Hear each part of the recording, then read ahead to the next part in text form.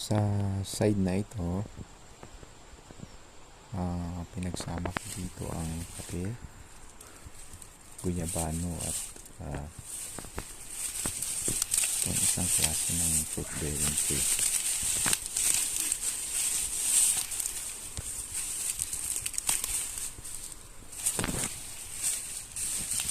Ayan o. Ayan.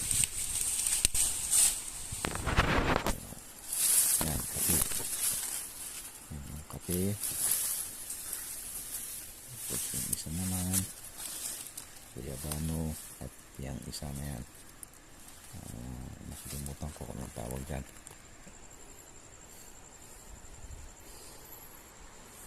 Ayan.